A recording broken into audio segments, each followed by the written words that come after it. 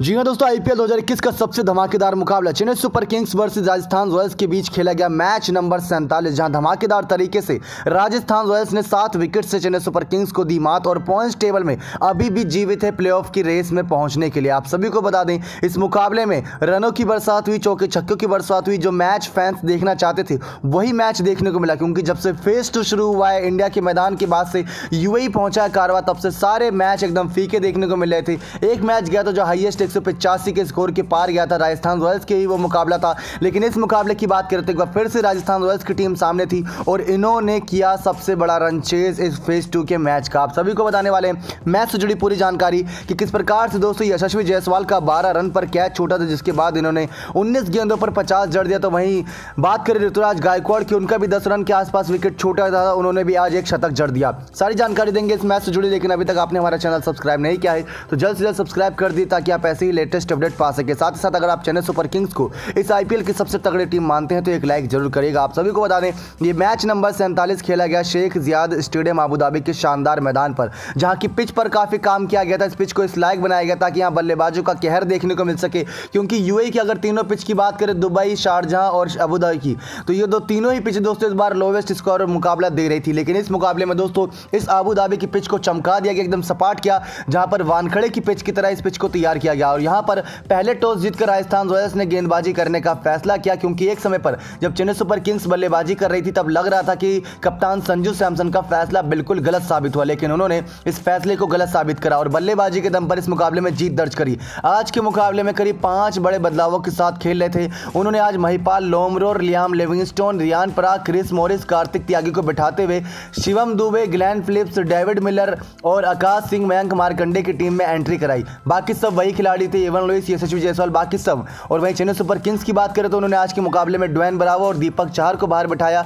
तो वहीं वापसी कराई उन्होंने टीम में केएम आसिफ और सैम करन की। केएम आसिफ दोस्तों चेन्नई सुपर किंग्स से पहली बार खेलते नजर आए और पहली ही गेंद पर इन्होंने विकेट झटक लिया था। अब दोस्तों यहां पर टॉस जीता था संजू सैमसन ने, तो पहले बल्लेबाजी करने उतरे चेन्नई सुपर किंग्स की धाकड़ पलटन, जहां पर शुरुआत इतनी ताबड़तोड़ रही जिसको देखकर हर कोई प्रभावित हुआ। छठे ओवर की 5वीं गेंद पर फैफ डू प्लेसिस और ऋतुराज गायकवाड़ ने 47 रन जोड़ दिए थे, जिसमें 19 गेंदों में 25 रन की पारी फैफ डू प्लेसिस के बल्ले से आई थी। 2 चौके 1 छक्के इन्होंने मारे थे। लेकिन शुरुआत की दोस्तों 3 विकेट, तीनों ही विकेट राहुल तेवतिया ने आज झटकी और राहुल तेवतिया ने फैफ डू प्लेसिस का विकेट लिया था। कैच स्टंप आउट कराया था संजू सैमसन ने, छक्का मारने की कोशिश थी फैफ डू प्लेसिस की, लेकिन 25 रन ही बना पाए। तो वहीं 3 रन बनाकर सुरेश रैना भी आउट हुए राहुल तेवतिया के हाथों। कैच पकड़ी थी शिवम दुबे ने। मोइन अली भी दोस्तों 17 गेंदों में 21 रन बना पाए। राहुल तेवतिया ने इनका विकेट लिया, ये भी छक्का मारने के इंटेंशन में स्टंप से आगे निकल गए तो स्टंप आउट कर दिया संजू सैमसन ने। लेकिन दूसरा छोर अभी भी ऋतुराज गायकवाड़ पकड़ के खड़े थे और इनका 50 रन कंप्लीट हो चुका था। अब इनका निशाना था शतक की ओर, जो बड़ी तेजी से आगे बढ़ रहे थे। लेकिन लास्ट के कुछ मोमेंट पर जब रविंद्र जडेजा मैदान पर एंट्री करते हैं तो ऐसा लगता है दोस्तों कि यहां पर ऋतुराज गायकवाड़ का शतक नहीं हो पाएगा। वैसे तो पूरे मैच के दौरान ऋतुराज गायकवाड़ ताबड़तोड़ बल्लेबाजी के दम पर अकेले खड़े हुए थे, चाहे दूसरे छोर से कितना बड़े बल्लेबाज आ जाए और आउट होकर चला जाए, लेकिन ये डटकर सामना कर रहे थे। राहुल तेवतिया की गेंदबाजी के आगे यहां पर 3 बल्लेबाज जिसमें रैना, डू प्लेसिस, मोइन अली फंस गए। तो वहीं चेतन साकरिया ने रायडू को फंसा लिया, लेकिन ऋतुराज गायकवाड़ टस से मसने हुए। लेकिन आखिरी के 3 ओवर में पूरा मैच ही पलट कर रख दिया दोनों बल्लेबाजों ने। 16वें ओवर की दूसरी गेंद पर दोस्तों रायडू का विकेट गिरा। इसके बाद बचती हैं करीब 22 गेंदें बचती हैं, यहां से 24 गेंदें, मतलब उसमें आप ध्यान दें तो देखेंगे कि करीब 55 रन इन दोनों बल्लेबाजों ने जोड़े। 15 गेंदों में 32 रन बनाए रविंद्र जडेजा ने, 4 चौके 1 छक्के की मदद से 213 का इनका स्ट्राइक रेट था। तो वहीं 60 गेंदों में 101 रन बनाए ऋतुराज गायकवाड़ ने। आज के मुकाबले में दोस्तों इन्होंने 2 ऐसे शानदार छक्के लगाए जो 100 मीटर से दूर थे। एक तो 103 मीटर का था और दूसरा था 108 मीटर का। आखिरी दोस्तों गेंद पर इनको 6 रन चाहिए थे अपना शतक पूरा करने के लिए। 95 रन पर खेल रहे थे। उससे पहले वाले ओवर में दोस्तों, यानी कि उसी ओवर में रविंद्र जडेजा ने शानदार छक्के चौकों की बरसात कर रखी थी। चौथी गेंद पर इन्हें मौका मिला था, 5वीं गेंद बाउंस गई। उसके बाद 6ठी गेंद पर इन्होंने 108 मीटर का छक्का लगा के अपना शतक कंप्लीट किया। 60 गेंदों में 101 रन की पारी खेली ऋतुराज गायकवाड़ ने, लेकिन शतक तो लगाया लेकिन वो टीम के काम बिल्कुल भी नहीं आया, क्योंकि टीम दोस्तों करीब 2 ओवर पहले ही मैच हार गई थी 7 विकेट से। अब आपको बताएं ऋतुराज गायकवाड़ ने अपनी इस पारी में 9 चौके 5 छक्के जरूर लगाए, लेकिन 189 का स्कोर इनके दम पर पहुंचा 4 विकेट के नुकसान पर। 3 विकेट राहुल तेवती ने झटकी, 1 विकेट चेतन साकरिया ने।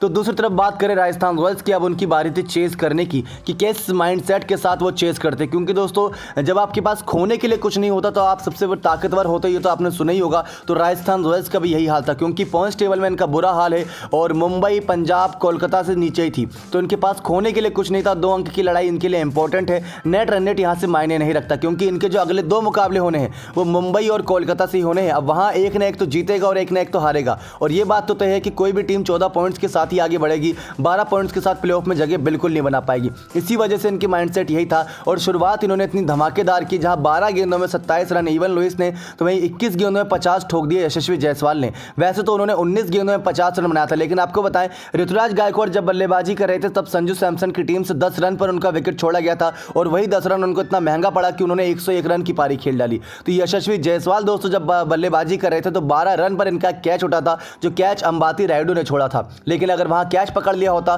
तो 19 गेंदों पर ये 50 नहीं ठोकते। आपको बताएं कि जब पहला विकेट गिरा टीम का तो 5वें ओवर की दूसरी गेंद थी, एवन लुइस ने और यशस्वी जायसवाल ने तब तक 77 रन बटोर लिए थे इन दोनों बल्लेबाजों ने। 32 गेंदों में 77 रन की पारी।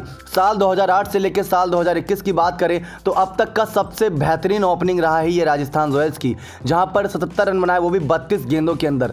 12 पर 27 बनाए, 2 चौके 2 छक्के की मदद से एवन लुइस ने। पहला विकेट शार्दुल ठाकुर ने झटका, कैच पकड़ी थी हेजलवुड ने, एवन लुइस चलते बने। तो यशस्वी जायसवाल दोस्तों सामने थे केएम आसिफ के, और KM Asif Chennai Super Kings से अपनी पहली ही गेंद डाले और पहली ही गेंद पर यशस्वी जायसवाल को चलता कर दिया। 6 चौके 3 छक्के मारे थे यशस्वी जायसवाल ने, और पारी इतनी अच्छी धमाकेदार कर गए कि यहां से टीम को 8 रन प्रति ओवर बनाना था। अब बारी थी संजू सैमसन और शिवम दुबे की। शिवम दुबे दोस्तों फेज 2 का पहला ही मुकाबला खेले थे, इससे पहले 6 मुकाबले ये फेज 1 में खेल चुके थे, वहां पर इनका हाईएस्ट 46 था। उसके अलावा इनको ज्यादा मौके मिले नहीं थे, लेकिन आज इनको मौका मिला तो आज इन्होंने चौके के साथ साथ छक्कों की बरसात कर दी। एक समय पर इनकी तुलना युवराज सिंह से की जा रही थी, क्योंकि लेफ्ट हैंडर बैट्समैन है और जिस प्रकार से छक्के लगा रहे थे सबका दिल प्रभावित कर दिया उन्होंने।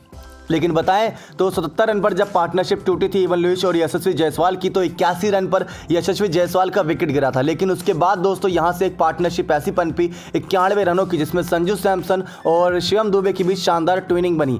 24 गेंद में 28 रन भले ही संजू सैमसन ने बनाए, शार्दुल ठाकुर ने इनका विकेट लिया, लेकिन इन्होंने शिवम दुबे का साथ दिया, क्योंकि वो दूसरे छोर से चौके छक्कों की बरसात लगातार जारी रखे थे। 4 चौके संजू सैमसन में लगाए।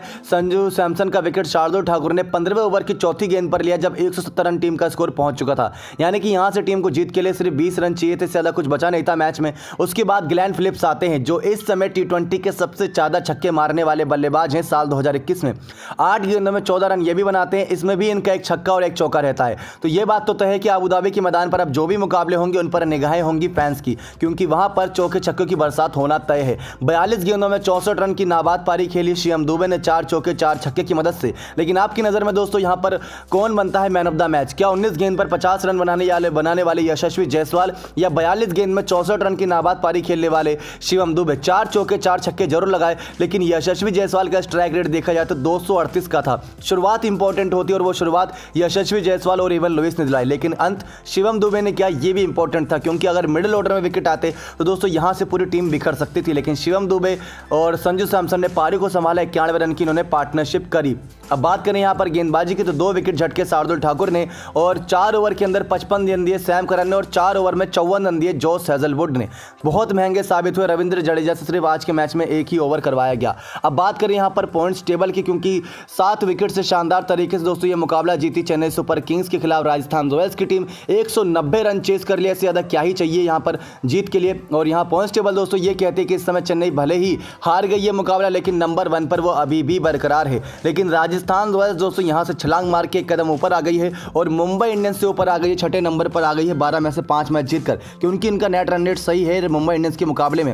अब अगले जो 2 मुकाबले दोस्तों होने हैं राजस्थान रॉयल्स के, एक होना है कोलकाता नाइट राइडर के खिलाफ, जो आखिरी मुकाबला होगा इस सीजन का, और इससे पहले वाला मुकाबला मुंबई इंडियंस के खिलाफ। मुंबई अगर दोस्तों अगला मुकाबला हार जाती है और इससे अगला मुकाबला राजस्थान के हाथों हार जाती है तो वो तो बाहर हो जाएगी। लेकिन कल का जो मुकाबला होना है बेंगलोर वर्सेस पंजाब का, अगर वहां पंजाब एक मैच हारती है तो राजस्थान दोस्तों प्रबल दावेदार हो सकते हैं आगे क्वालिफाइंग करने में। कोलकाता को अपने बचे हुए दोनों मैच जीतने हैं, राजस्थान को अपने बचे हुए दोनों मैच जीतने हैं, पंजाब को अपने बचे हुए दोनों मैच जीतने हैं और मुंबई को अपने बचे हुए दोनों मैच जीतने हैं। लेकिन राजस्थान के जो मुकाबले होने वो एक मुंबई से और एक कोलकाता से होना है। अब ये बात तो तय है कि अगर राजस्थान दोनों टीमों से भिड़ेगी तो एक जीतेगी एक हारेगी, यानी कि चांसेस दोस्तों कोलकाता के नेट रन रेट की वजह से ज़्यादा बनते हैं। लेकिन राजस्थान के पास सबसे अब तगड़ा मौका है आगे क्वालिफाइंग में टॉप 4 में जगह बनाने का। देखते हैं दोस्तों सीजन के अंत कौन सी टीम चौथी पोजीशन पर करती है।